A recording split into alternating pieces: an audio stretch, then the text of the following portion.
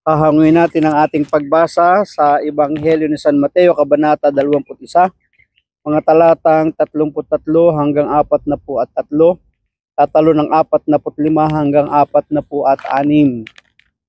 Noong panahong iyon, sinabi ni Jesus sa mga punong saserdote at matatanda ng bayan, "Pakinggan ninyo ang isa pang talinghaga, may isang taong nagtanim ng ubas sa kanyang bukid at ito'y binakuran niya. Pagkatapos kanyang iniwan sa mga kasama ang ubasan at siya'y nagtungo sa ibang lupain. Nang dumating ang panahon ng pitasan, pinapunta ng may-ari ng ubasan ang kanyang mga alipin upang kunin sa mga kasama ang kanyang parte. Ngunit sinunggaban ng mga kasama ang mga alipin. Binugbog nila ang isa, pinatay ang ikalawa, at binato naman ang ikatlo. Sa kahuli-huli ay pinapunta niya ang kanyang anak na lalaki. Ngunit nang makita ng kanyang mga kasama ang anak, sila'y nag-usap-usap. Ito ang tagapagmana, halika kayo, patayin natin nang mapasa atin ang kanyang mamanahin. Pagbalik ng may-ari ng ubasan, ano kaya ang gagawin niya sa mga kasamahang iyon?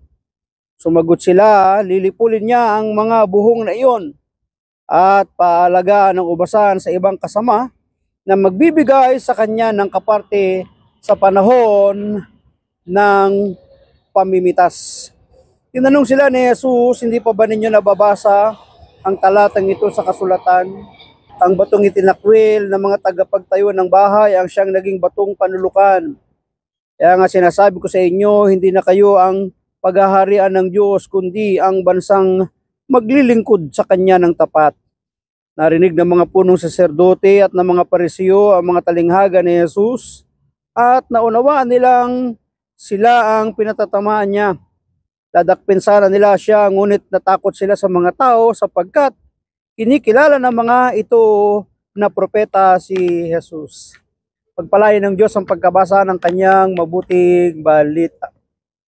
Mapapansin natin sa ating pagbasa na ang Panginoon ay gumamit na naman ng isang talinghaga na mayroon pong isang may-ari ng ubasan na pupunta sa malayo at ipinagkatiwala ang kanyang ubasan, or maaaring ito ay kanyang negosyo na pinagkatiwala sapagkat wala siyang ibang mapamamahala kundi sila ng mga naroroon na available.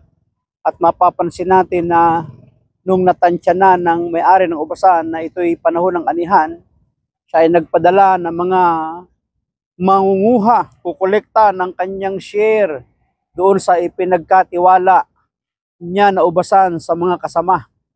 Ngunit ano ang kanilang ginawa? Hindi siya binigyan, sinaktan pa yung mga taong kanyang isinugo at pinadala. Hindi lang isang beses, kundi nagkaroon ng pangalawang beses.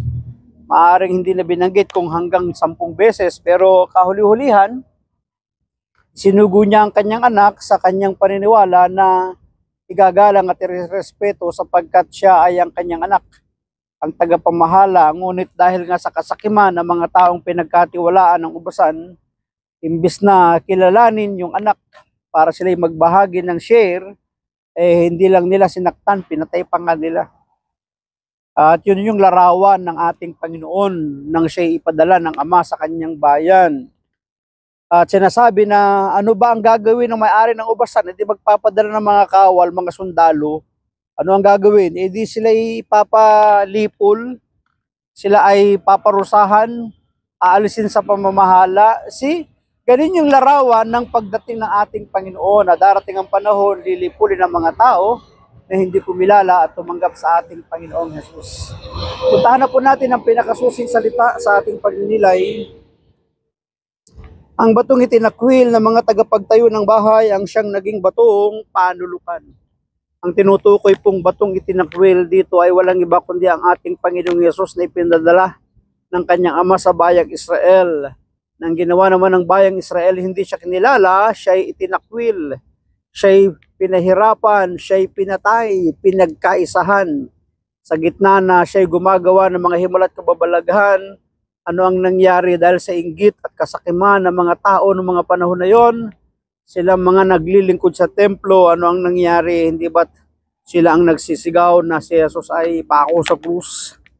Sa kanyang panahon, hindi tanggap ng mga leader espiritual ng Israel si Jesus at ang kanyang mga katuruan. Totoo yun. Para sa kanila, si Jesus ay isang banta na maaaring bumago sa kanilang nakagisnan. Totoo yun. Kapag ikaw ay parang nagiging banta sa isang samahan, sa isang tao, sa isang grupo, sa isang kumpanya, kahit na sa relihiyon din, hindi rin to na itatago eh. Minsan lantad din eh. Kapag ikaw ay nagiging banta para sa kanila, yun na. Maghintay ka na, mag-abang ka na. Magkakaroon ka ng maraming kaaway, magkakaroon ka ng oposisyon, magkakaroon ka ng critics, tagapuna, tagapanira. Hindi ka man nakikipag-away, si Jesus hindi naman nakikipag-away, pero ano ang nangyari? Hindi ba sila'y pinagkaisahan? Sila'y nag-iipon-ipon, nagmi-meeting-meeting para magawa ng paraan na si Jesus ay may pagkanulo. Di ba ganun minsan eh. Kaya kapag may mga taong naiinggit at sinisiraan ka, yun na yun, yung simula. Banta ka sa kanila. Para sa kanila, si Jesus ay isang banta na maaaring bumago sa kanilang nakagisnan. Si Jesus ay itinuring nilang isang balakid sa kanilang pamumuno sa bayan. Bakit tinutuligsa kasi sila eh ng ating Panginoong Yesus sapagkat sila ay mga mapagkunwari, mga mapagpaimbabaw, lalo yung mga temple servant. Marami pang dahilan kung kaya inusig nila si Jesus at pinagplanuhang alisin sa kanilang landas sa kahit na anong paraan. O, di ba? Tinik eh. Para sa kanila, si Jesus ay tinik sa kanilang landas. Sa pagsunod natin sa mga turo ni Kristo, sa pakikisa natin sa Iglesia Katolika, marami rin ang tutuligsa sa atin. Marami rin ang gagawa ng paraan upang pigilan ang ating mga magagandang hangarin. Sa kabila ng mga ito, patuloy tayong manalig na sa bawat yugto ng ating pakikibaka, kapiling natin ang ating Panginoong Yesus. Kung papaano niyang napagtagumpayan ang mga ito, gayon din tayo kung hindi tayo bibitaw sa kanyang mga tiyak na pangako. Alam natin na sa kabila ng lahat na maraming oposisyon, maraming kalaban, lumaban, nagbanta, nagplano sa ating Panginoong Yesus, sa kabila ng lahat ng yon, si Jesus pa rin ang nagtagumpay. Hindi rin nila napigilan ang pagkabuhay na maguli ng ating Panginoon kahit na napakaraming kalaban noong mga panahon na yon, kahit maraming umaway, nagkaisa at nagplano sa Kanya. Patuloy tayong tumalima sa mga aral ng Iglesia sa kabila ng mga pag-uusig. Palakasin din natin ang loob ng ating mga kapatid sa pananampalataya na pinanghihinaan dahil sa mga pagsubok. Magagawa nating makapagpalakas ng loob ng ating mga kapatid sa pananampalataya, sa mga taong nanghihina, kung palalakasin muna natin una ang ating sarili, ang ating buhay, ang ating spiritual. Maraming salamat at pagpalain tayo ng ating Panginoon, ng aking lamang palaging sambit. Hayaan natin na ang Diyos ang palagi ang maging Diyos ng ating buhay. Bye-bye and bye-bye.